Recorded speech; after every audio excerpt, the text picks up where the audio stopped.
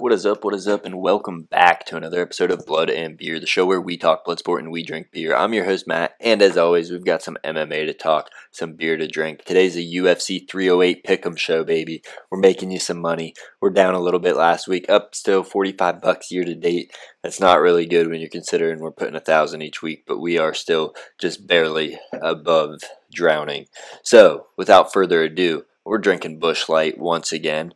And we'll just go ahead and kick things off. This is Ilia Topuria defending his title against Max Holloway. And then we got Rob Whittaker versus Khamzat Chimaez, Geoff Neal versus RDA. You got, we'll get into the whole card here in a moment, but we'll kick things off with the Bruno Silva versus Ismail Nardiev.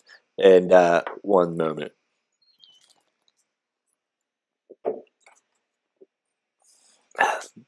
Alright, at the time that I wrote the show, this was a pick'em fight. I think it's swollen to about minus 140 Bruno Silva. But this is striker versus striker. Ismail Nardiev, it's his second stint in the UFC. He's 3-3 since he's been away from the UFC, so you don't really see someone go 500 and get signed. 1-2 in his last three even. I think he was finished in both those losses. So I think it's kind of odd that he got signed here. And he's a natural 170-pounder, taking on a much bigger Bruno Silva, who's good striker. He's got decent jiu-jitsu. He's got really good ground and pound. He's going to have the size advantage out there. And if you look at Silva's record, you're going to be like, well, this dude's 1-5 in his last six. Like, he's clearly washed. But if you actually look at those fights, his last fight, he got a TKO loss to Chris Weidman, but it should have been a DQ win for Silva because he got eye-poked.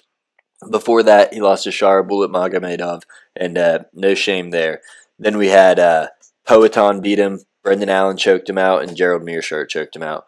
So you see the level of competition he's fighting versus this guy that's going 3-3 on the regional scene. I don't see any way that Bruno Silva drops this one. We're going to drop 100 on him, gets us 190 back. So kicking things off, first bet of the night, first fight of the night. All right, next fight up, we got Ibo Arslan versus Rafael Cerqueira. And Arslan's 13-1 with 13 knockouts. Dude hits hard, and he has a blitzing attack about him. He doesn't use a lot of technique, but he comes in just these big waves of offense, and they're bombs. He throws heavy. Now Cerqueira, he's 11-0. He's making his UFC debut. Much more technical striker. He's got good kicks. I was watching the film on him. His knees are really nasty. He punishes the body the entire fight. He never forgets to keep going after that. And I think he's going to be able to gas Arslan with Arslan's big, wild shots. You know, Arslan, he's a big dude. He's got heavy hands. He's got a ton of knockouts. But I just think someone like that's going to gas by round 2, round 3. We're gonna drop 100 on Cerqueira. And let me see what that gets us back real quick. All right, at the plus 100 odds, 100 gets us 200. So we're coming out the gates hot. And next up, we got a short notice fight. We got Rinat Fakhretdinov. He's a this was against Nurulstan Ruzaboyev. He's taking on Carlos Leal. The odds are not out yet. This is a short notice fight. No, Rinat Fakhretdinov is a beast. Carlos Leal, I don't know who you are, but they're feeding you to the wolves on this one. Fakhretdinov knows how to win. He's good everywhere. I got him easy money. I'm not putting a bet down because I'm sure the odds are going to be astronomical, especially with short notice. But we'll have to wait and see. And then we have Farid Basharat. He's taking on Victor Hugo, and Basharat's a minus 525 favorite. If you've been watching the show, you know I don't touch bets like this, even for the underdog, because I don't have any confidence in it. I will say the Basharat, both the brothers, I'm not huge on either of them, but he's undefeated, so you know you got nothing. You can't say what beats him or how you beat him. So unless Hugo gets a knockout, it's Farid Basharat all the way. And that brings us to my favorite prelim fight of the night. We got Kennedy Nzechukwu. He's taking on Chris Barnett, and this is going to be a fun striking fight. Kennedy Nzechukwu, he's coming up from light heavyweight, making his heavyweight debut. He got TKO'd by OSP last time out. Weird. I think he respected him too much, being a legend or what he thinks to be a legend, but yeah, he got outclassed by OSP, gets beat up, and OSP's washed, super washed. And I think Kennedy Nzechukwu, I'm a big fan of the guy. He's got great boxing, and he's really durable. But he seems like if you get him out of there early, then you're going to beat him. I know OSP got him in the 3rd round, but coming back at him is a wild man in Chris Barnett. The guy should be a welterweight or a middleweight probably. He's about 5'6", 265 pounds. He's a beast, though. He throws spinning back kicks. He'll do the rolling thunder. He'll do cartwheels. He'll do spinning back fists. He's just a fun guy to watch fight, kung fu style. This is definitely going to take place on the feet. With Nchekwa moving up, maybe his chin will be better also because he's got the weight. He doesn't have to cut it this time. Chris Barnett is not in great shape, but he seems to get through the fights okay. I'm not going to bet on it, but I can't wait for this fight. It's going to be so much fun. Huge Chris Barnett fan. He's got a spinning back kick knockout as a heavyweight. The dude was like a foot taller than him. He just whoop, and then he does a front flip onto his butt and shakes his belly for the win. You'll love to see it.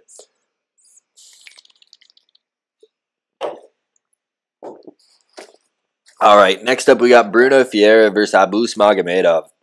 And I like Ferreira a lot. He's got big power. He's a better wrestler than Abus Magomedov is, I think. Both guys seem to be round 1 or bust.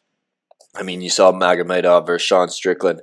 I like the bust or the round 1 more for Bruno Ferreira, though. He throws bombs, big looping punches, but they're heavy as hell, and he's explosive. Abus Magomedov is going to want to catch you with a jab and some straight shots, finish you off with a flurry or a high kick, but Bruno Ferreira is just going to go in waves of offense, waves of attacks, and he's gonna get the dub here. We're going to put 100 down, get us 220 back for the plus 120 dog. And then we got Said Nurmagomedov versus Daniel Santos. My favorite Magomedov, or Said Nurmagomedov. My apologies. He's my favorite Nurmagomedov, my favorite Magomedov, my favorite Medov, my favorite Ob.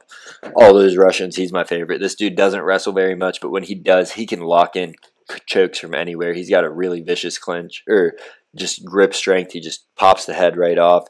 Throws spinning attacks like crazy. He leads with his feet, kind of like how Umar and Usman Nurmagomedov do, but he's not related to him at all.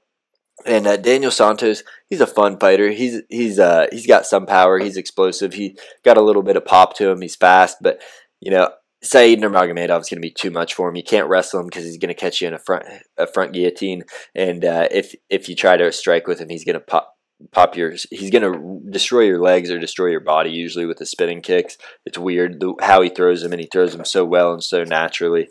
Just such a quick fighter. Said Nurmagomedov, we put 100 on him to win 140 because he's such a big favorite, but that'll be a fun fight. He's so much fun to watch. And we're still just on the prelims, so this is getting good. We're getting into the names after this one, of course. This one we got Mick Tebek or Albi, minus 270 favorite over Matus Rebecki, plus 220 coming back. And I really want to pick Rebecki here. The dude's a beast. Every time I watch him fight, he outworks people. He exhausts them with his pressure. His wrestling game, amazing. His striking is very formidable. He's got good ground and pound. He doesn't really look for a ton of submissions, even though he's a BJJ guy. He has a bunch on his record, but he's good at getting the control down there and beating you up. I really like Rebecki, but Mick Tebek or Albi, he's 26. UFC seems to be building this guy up, and I've been killed by dogs recently, and I've got a lot of dog picks on this card already. I'm probably going to get killed again. But Oralbi, I especially get killed by these prospects that the UFC's building up. When I think they're going to hit, they do not, and when I don't think they're going to hit, and I bet against them, they end up going off and becoming champions, like Ilia Topuria. Bad take there by me. Jai Herbert almost knocked him out a couple years ago. Remember that. With that being said, we're sitting this one out. Oralbi's probably going to win. He's just got too many skills everywhere. He's better on the feet than Rebecki, I think. Well, he doesn't have more power. He's more technical. He's faster, and he's just much more defensively minded in the stand-up. And on the ground, he can submit you also. It's just he's good at controlling the fight, taking it where he wants to. He's a tactician at only 26 years old. This dude's someone to keep an eye on because it's freaky. The guy looks like a robot almost out there, but he's good. He's good. He's probably going to win. I don't want him to. I want to win money off Matus Rebecki, but I don't think he's getting it done. I hope he does, but I just don't think he's getting it done.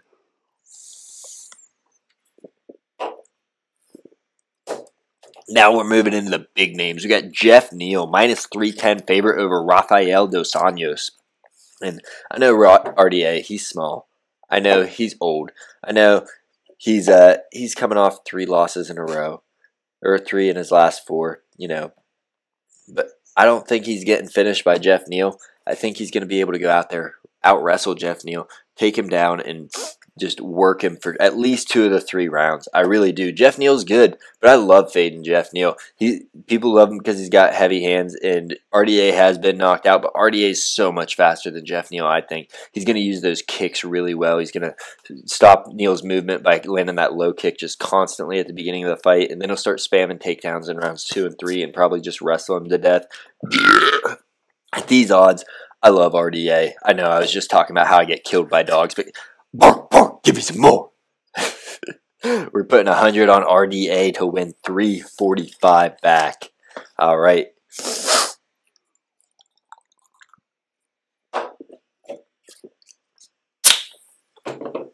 Next up, we got Shara Bullet Magomedov. He's taking on Armen Petrosyan, minus 175 for Shara Bullet, plus 145 for Petrosyan coming back. And this is striker versus striker. This is what UFC's been trying to feed Shara Bullet since he's come to the UFC. I think he's been kind of a letdown for him, honestly. It seems like they're trying to build him up. They want this guy to be the star because he's got the weird eye. He's a pirate. He's a personality from Russia. But, 2 decisions, I think, 1 finish, and it wasn't a super exciting finish. I'm not so high on him. He's got really good striking, but he seems like he gasses out a little bit towards the end of fights. And with Armen Petrosyan, I can't hold him to high standards either. I'm not super high on this guy, but I think he's a decent kickboxer. It'll be pretty even on the feet in kickboxing. Whoever establishes the jab and the low kick at the beginning is going to be who leads the dance there. And I think Petrosyan has the wrestling advantage. He's been training with those guys for. I think he's got the wrestling advantage. So he's been training with those guys from Dagestan, and I think he could hold Shara Bullet up against the fence and just do some dirty boxing, some knees in the clinch, and get the job done. We're picking another dog. I'm such a hypocrite talking about the dogs killing me this year because they're going to keep killing me until we're down big. We're going to put 100 on Armen Petrosyan, gets us 245 back. And now we got the big fights coming up. We got Magomed Ankalaev. A lot of Magomeds and Magomedovs on this card. He's taking on Alexander Rakic. Minus 390 for Magomed Ankalaev. Plus 290 for Rakic coming back. And I got to say right now, these odds are criminal. This fight, no matter who wins, it's going to be a lot closer than these odds are showing. Rakic is coming off 2 TKO losses, and that must be what these odds makers are looking at because this dude's a fucking beast. He's a giant. And in those TKO losses, he fought Yuri Prohaska, beat the shit out of him in the first round, then gasses and gets knocked out on the second. Okay, should have managed gas tank better. Whatever, move on. Before that, it was Jan Blachowicz beating the shit out of Jan Blachowicz till he throws a kick and tears his ACL or something. So, two odd losses, not characteristics of him. But this dude's a giant at light heavyweight. He's got good striking. He's got good wrestling. Definitely good at stopping the takedown and getting up if he does. And Magomed Ankalaev, he's good everywhere. He's got good boxing, good wrestling, good takedown defense, even though nobody really shoots on him. But he's very susceptible to the low kick. Jan Blachowicz absolutely destroyed his leg. Everybody that's gone after his leg has absolutely destroyed it. He's not very athletic. He's not super fast. He's very technical. And his wrestling, as much as people like to talk about it, he's going to be the guy that wrestles Alex Pereira. I don't know where they're getting that from because he's got a 32% takedown rate. Pereira's got like 100% takedown defense. So what are we talking about? This dude, he's fighting for the belt next if he gets this win. But Rakic, I'm super high on this guy. The guys that they've matched him up with, I just had a feeling I hit big on the Yuri fight, hit big on the Jan fight.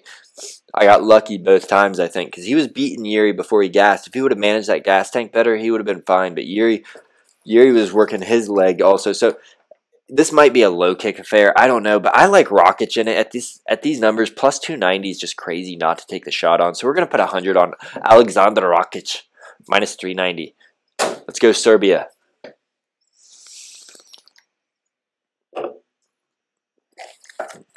All right, and next up we got Leron Murphy taking on Dan 50K Ige.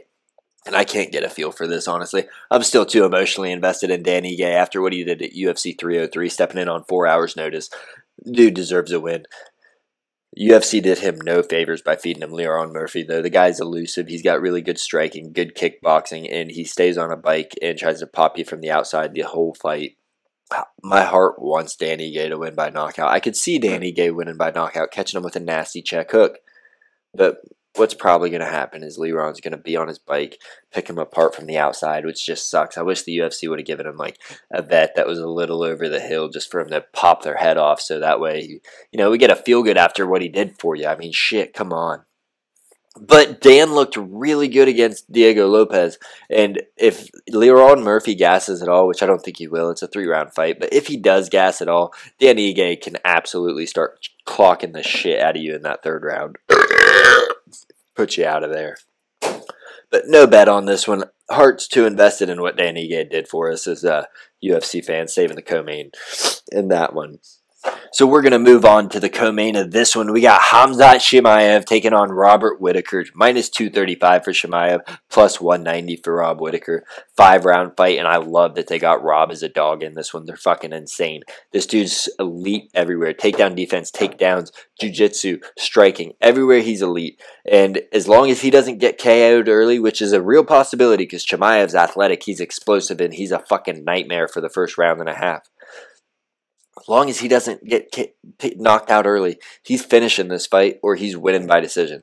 Khamzat's gassed in the past in his 3-round fights.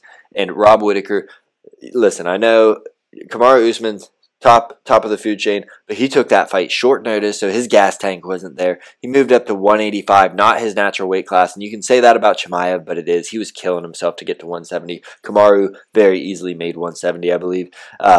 Yeah, he just hasn't. Chimaev has not fought a guy like Rob Whittaker that's going to come in, replenished, trained for him. He's ready for the blitz. You saw what he did to Ikram Aliskerov. I mean, if you're not on Rob's level on the feet, he's going to put your lights out. There's so many paths to victory here for Rob. I got 200 on him, baby. 200 to win 580. Let's fucking go, Robert. Robert the Reaper Whittaker.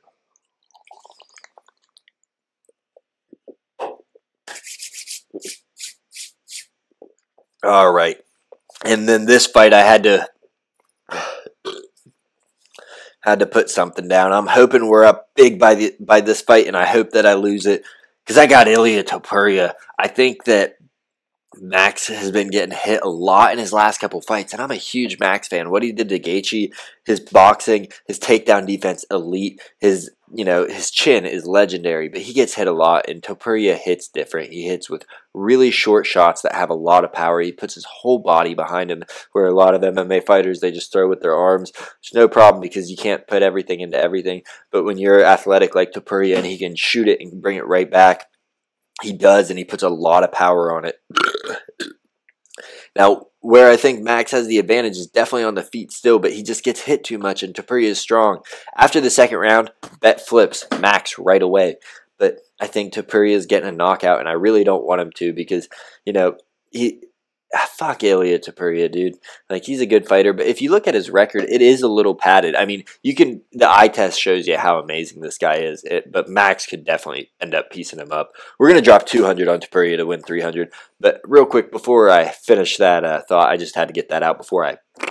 But, yeah, 200 on Topuria to win 300, and Topuria, his record, if he does get absolutely fucking shut out by Max, I want to just be the one that says this, his record... Top guys, not even top, but Jai Herbert almost knocks him out. He comes back and knocks Jai Herbert out spectacularly. That was awesome. Jai Herbert's fucking nobody, though. I shouldn't say that. He's a really good fighter, but he's not top 15. I'm burping all over the place. Then he had Bryce Mitchell. Bryce Mitchell is an absolute beast wrestler, beast jiu-jitsu, just fucking strong guy. He had the flu for that fight, so Ilia Topuria manhandled him and choked him out. Whatever. Happens. Next, he had Josh Emmett. Josh Emmett, I think he's over the hill. I mean, he knocked out Bryce Mitchell, but I don't think he's there with it. And Topuria outboxed him. Josh Emmett's not a great boxer. He's a great power puncher, but if you got good boxing like Topuria, then Josh Emmett's done for. So then he goes to fight Alexander Volkanovski, who's an absolute fucking menace, probably the best featherweight of all time, him or Jose Aldo. But he fights him 4 months after he gets knocked out by Islam Makhachev. So, I mean, what does that tell us? Because in that fight, when I watched it, I thought that Alexander Volkanovski looked like a shell of himself in that fight. He looked really hesitant. He had his head up really high. He looked scared every time Ilia was coming in. And you can't say that he was scared just because it's Ilia, because he's fought power punchers in the past. So I think that he was just I don't think he was back, or I think he might be over the hill. We haven't seen him come back. His physique looked off too in that fight. So I'm hoping I lose this 200. I hope Max makes a fool of me, and if he's the only dog that hits of the night, and I bet on all these fucking dogs again. I hope he does, because I'm a huge Max fan. And, you know, the kicks he added with Justin Gaethje in that fight, the spinning back kicks, nobody saw that coming. And he broke Gaethje's nose with it. He could easily do that to Topuria. Topuria's a fucking midget. So we'll have to see. That fight's going down this Saturday, though. Prelims start 10 a.m., main card 2 p.m. I can't wait for this. This is over in Abu Dhabi, I believe. Make sure you catch it, or you buy it so you can rewatch it. It's going to be a fucking amazing card. One of the best of the year. Definitely best on the second half of the year if you're not a giant Alex Pereira fan, which I am. But this is an absolutely stacked fucking card. I'm rambling. I'm ranting. I'm Matt with Blood and Beer. Thank you for tuning in. Make sure you like, you comment, subscribe. Leave a comment. What fight picks you got as an absolute lock, what I'm wrong about, what your thoughts are. I appreciate y'all. We're so close to 100 subscribers. We are going to do a giveaway when we get to 100 subscribers. And yeah, let your friends know about me. Let me know who you got for the picks. Thanks for checking it out.